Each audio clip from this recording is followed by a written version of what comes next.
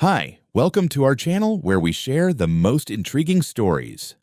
When Lucas Morris inherited 60 acres of untouched forest from his grandfather, he thought it was a peaceful retreat from his bustling city life. But Silver Hollow was more than land. It was a legacy. As ruthless developers circled, Lucas faced a choice: fight to protect his grandfather's dream or watch it fall to greed. Lucas Morris hadn't thought about Silver Hollow in years. As a kid, summers spent in the sprawling 60-acre forest were magical. Days of exploring hidden trails, climbing towering Douglas firs, and listening to his grandfather, Walter's endless stories about the land's history. But as adulthood took over, those memories faded into the background, buried under work deadlines and city life in Portland, Oregon.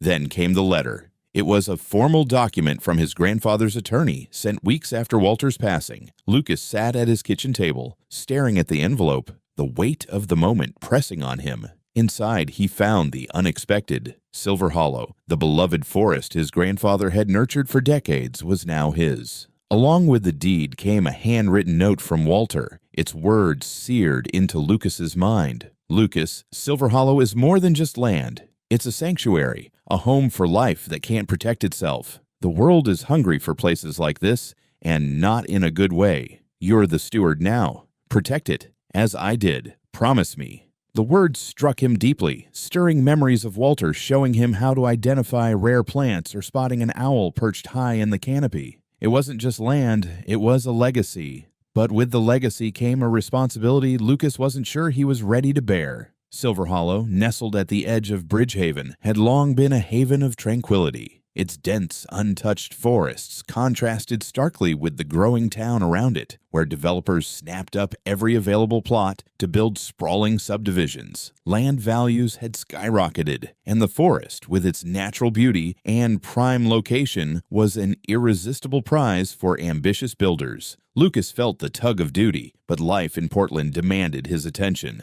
He resolved to honor his grandfather's wishes, albeit from a distance. Every few months, he made the 2-hour drive to Silver Hollow, inspecting the property, clearing fallen branches, and breathing in the peace the city couldn't offer. On his last visit, he'd even caught sight of a rare red fox darting through the undergrowth, reminding him of what was at stake. But despite the serenity of those visits, an unease lingered. Walter's words, "The world is hungry for places like this," played in Lucas's mind as more for sale signs appeared in neighboring lots. He dismissed his anxiety as paranoia. Surely no one would dare encroach on Silver Hollow. The land was protected by legal deeds, environmental restrictions, and, most of all, its family legacy. Still, his grandfather's final warning echoed in his thoughts.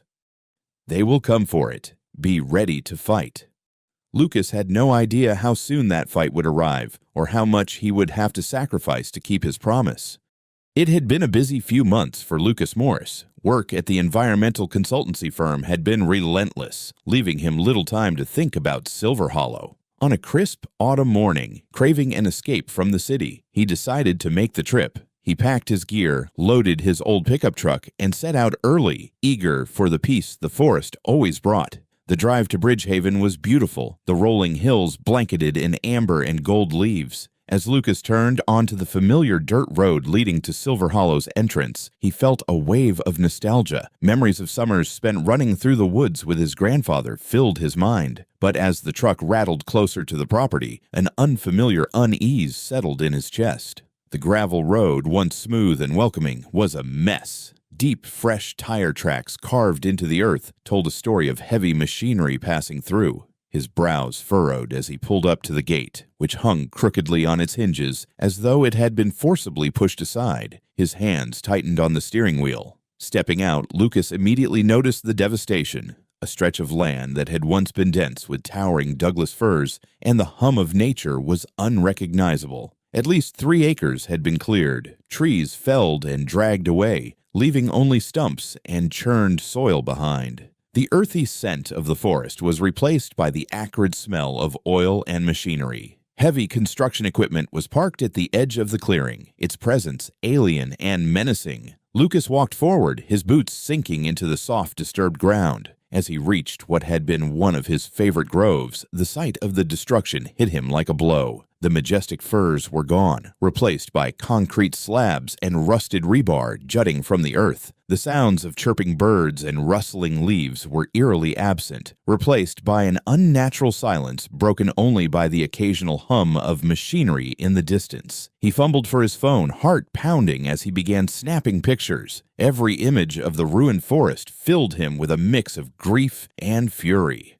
How could this have happened? Who would dare encroach on private property? His property. The crunch of tires on gravel broke the stillness. Lucas turned sharply, spotting a sleek black SUV approaching from the direction of town. The vehicle came to a stop, and out stepped a woman in her 40s, dressed impeccably in a tailored blazer and designer boots, her red hair tied back in a severe ponytail. She radiated an air of authority and entitlement. "Can I help you?" she asked, her tone sharp and accusatory, as if Lucas were the intruder. "This is my land," Lucas said firmly, stepping forward. "What's going on here? Who gave you permission to do this?" The woman crossed her arms, a smirk playing on her lips. "Your land. I think you're mistaken. This property is part of a new development by Pinnacle Developments, my company. We acquired it months ago." Lucas's jaw clenched. "That's impossible. I own this land. It's been in my family for generations." She rolled her eyes, pulling a tablet from her designer bag. "Well, there's clearly been some sort of mix-up. I have the paperwork here. See?" She held up the screen, showing what looked like a deed of ownership and construction permits. But Lucas noticed something off. The documents bore the wrong parcel number, and the signatures were unfamiliar. His stomach turned as realization dawned. "These documents are fake," he said, his voice low and steady. "You're trespassing on private property." The woman's smirk faltered for a moment, but she quickly recovered. "Listen, I don't have time for this. If you think there's been a mistake, take it up with the county. Meanwhile, I've got work to oversee." Lucas pulled out his phone. "I'm calling the police." Her composure cracked, irritation flashing across her face. "The police? You don't know who you're dealing with. I've put hundreds of thousands into this project. You can't just—" "I can," Lucas interrupted, dialing. "And I will." The police arrived within the hour. After verifying Lucas's documents, they confirmed that the land was indeed his. The officers issued a cease and desist order, halting all construction activities. The woman, who introduced herself as Ashley Price, CEO of Pinnacle Developments, protested vehemently, claiming it was all a misunderstanding. But the damage had been done, both to the land and to Lucas's trust in the legal system. As the officers escorted Ashley off the property, Lucas stood in the middle of the ruined forest, the weight of his grandfather's promise heavy on his shoulders. The fight for Silver Hollow had just begun. The morning after the confrontation at Silver Hollow, Lucas Morris sat at his kitchen table, staring at an envelope that had arrived by courier. The embossed logo of a high-end law firm glared at him like a taunt. He tore it open, expecting another excuse or apology from Ashley Price, the brazen CEO of Pinnacle Developments. Instead, he found a formal letter claiming that her company had acquired the land through adverse possession, a legal principle allowing ownership claims based on continuous, uncontested use of property. The letter threatened a protracted legal battle unless Lucas agreed to sell the land at what the letter described as a fair market value. The offer was laughably low. Lucas felt his anger surge. Pinnacle Developments was playing dirty, trying to intimidate him into surrendering what was rightfully his. He knew enough about adverse possession to see through the claim. The company had barely started construction weeks ago, hardly enough time to argue for long-term use of the land. But he also understood the implication. This wasn't going to end with an easy resolution. Ashley was prepared to use every tactic at her disposal to wear him down. Determined not to face this alone, Lucas contacted Joanna Cale, a respected attorney specializing in environmental and property law. At their first meeting, Joanna carefully reviewed the letter and the photos Lucas had taken of the damage. She asked sharp, probing questions about the property, the legal history, and the events of the previous day. Finally, she sat back and crossed her arms, a confident smile on her face. "This is blatant bullying," Joanna said. "Their claim of adverse possession is ridiculous, and their use of the land violates multiple state and federal environmental protections. Lucas, this isn't just trespassing. They've committed serious crimes."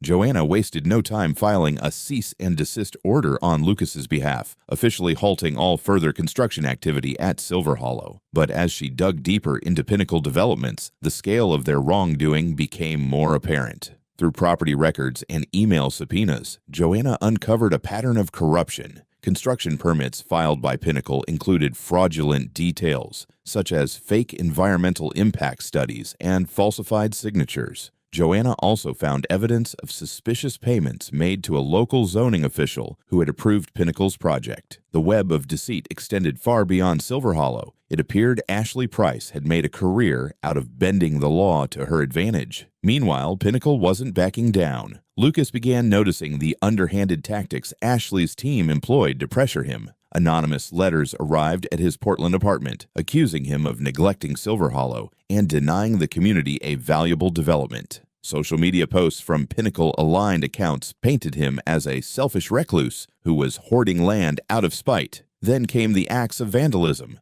One morning, Lucas found his truck's tires slashed and a spray-painted message on its door: "Sell the land or pay the price."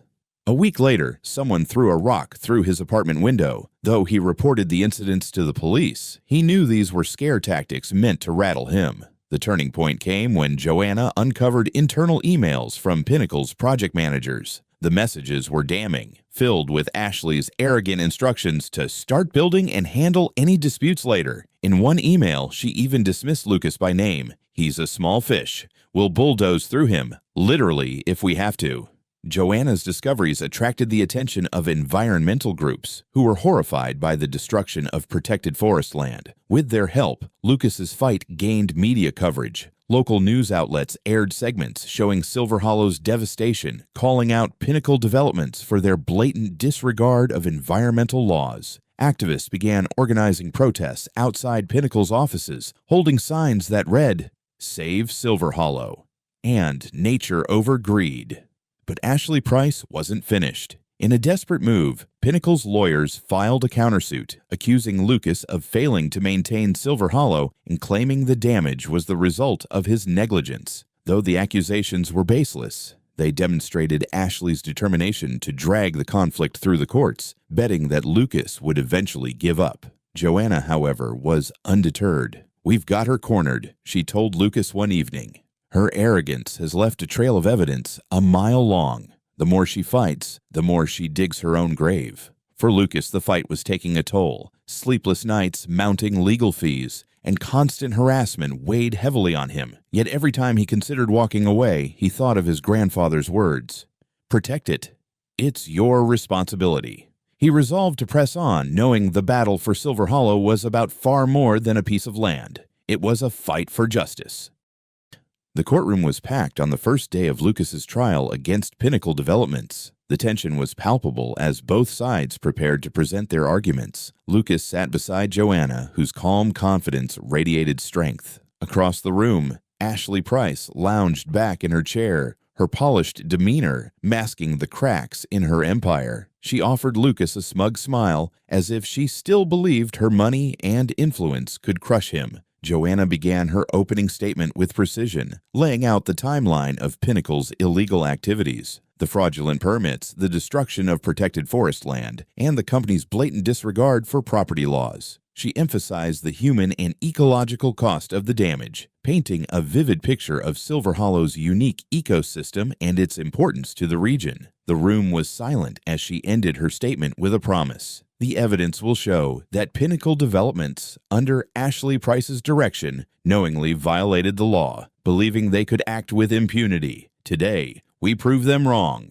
The prosecution's case was airtight. Joanna presented Lucas's deed, tracing his family's unbroken ownership of Silver Hollow for over a century. Land surveys and county records confirmed the boundaries, dispelling any claims of adverse possession. Expert witnesses testified about the ecological devastation caused by the clearing of old-growth trees and the disruption to endangered species. The most damning blow came when Joanna introduced internal emails and financial records. One email written by Ashley to her project manager read, "The permits are shaky, but get it done. If the owner shows up, stall him until we're too far along for him to fight us."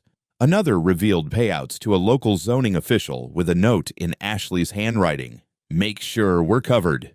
As the evidence mounted, Ashley's smug facade began to crack. She whispered furiously to her legal team, her confident posture replaced by a tense rigidity.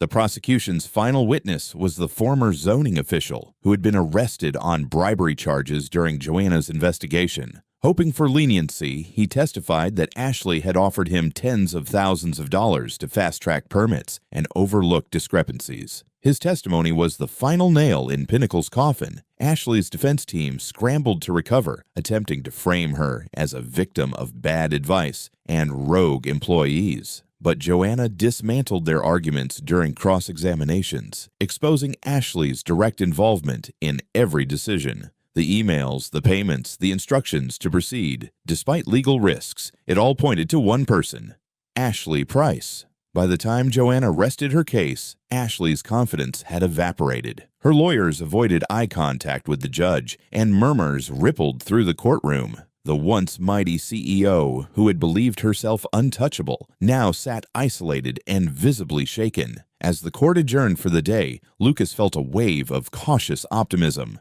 The tide had turned, and for the first time, he saw the possibility of justice, not just for Silver Hollow, but for everyone who had ever been steamrolled by someone like Ashley Price. The verdict came swiftly and decisively. After weeks of hearings, the judge delivered a scathing ruling against Ashley Price and Pinnacle Developments. The courtroom was silent as the list of penalties was read aloud. Ashley was found guilty of trespassing, fraud, bribery, environmental violations, and destruction of protected land. The consequences were severe. Financial penalties. Pinnacle was ordered to pay $5 million in damages, including $3 million earmarked for the restoration of Silver Hollow's ecosystem. Restoration requirements. Pinnacle would bear the full cost of rehabilitating the forest under the supervision of environmental agencies. This included replanting thousands of trees and restoring damaged habitats for endangered species. Criminal charges. Ashley received a prison sentence of 8 years for her role in orchestrating the fraud and corruption, her once polished confidence crumbling as she was led out of the courtroom in handcuffs. For Lucas, the ruling brought a bittersweet sense of relief. Justice had been served, but the damage to Silver Hollow was undeniable. The lush groves that had once defined the forest were now barren patches of earth, and the loss of ancient trees felt like a permanent scar. The aftermath extended beyond the courtroom. The scandal shook Bridgehaven to its core, sparking a wave of outrage among residents who had long suspected corruption in local government. Several officials resigned in disgrace, and an independent investigation revealed a web of shady dealings between Pinnacle and zoning authorities. Sweeping reforms followed, introducing stricter environmental protections and greater transparency in the approval of development projects. Silver Hollow itself became a rallying cry for environmentalists. Local and state conservation groups partnered with Lucas to begin the daunting task of restoration. Specialized crews arrived with saplings of Douglas firs and redwoods, carefully planting them in the cleared areas. Volunteers from Bridgehaven joined the effort, clearing debris and rehabilitating trails. Environmental scientists worked to stabilize the soil and reintroduce native plant species, creating the conditions needed for the forest to recover. Despite the progress, Lucas couldn't ignore the personal cost of the battle. The legal fees, the sleepless nights, and the constant harassment had taken a toll. But as he walked the property and saw the first signs of life returning, tiny green shoots pushing through the soil and birds tentatively nesting in young trees, he felt a renewed sense of purpose. Silver Hollow's story spread far beyond Bridgehaven. News outlets covered the scandal, highlighting Lucas's fight against corporate greed. Conservation groups cited the case as a landmark victory for protecting private and natural lands. For Ashley Price, however, the fallout was catastrophic. Her company dissolved under the weight of lawsuits, her personal assets were liquidated, and her once pristine reputation was irreparably tarnished.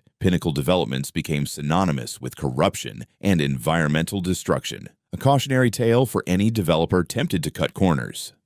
But for Lucas, the consequences were about more than punishment. They were about ensuring that Silver Hollow would endure. As the work crews replanted trees and wildlife slowly returned, he realized that his grandfather's vision was being fulfilled. The forest would recover, and its legacy would live on, not as a victim of greed, but as a symbol of resilience and justice. The fallout from the Silver Hollow case rippled far beyond the borders of the forest. Ashley Price's trial and sentencing had exposed deep-rooted corruption within Bridgehaven's local government. News outlets picked apart the details of bribery, falsified documents, and shady land deals, turning what started as a private property dispute into a regional scandal. The first wave of change came swiftly. Under pressure from an outraged public, 2 members of the zoning board resigned within days of the verdict, and a third faced criminal charges for accepting bribes from Pinnacle Developments. Bridgehaven's mayor, once considered untouchable, was forced to announce sweeping reforms.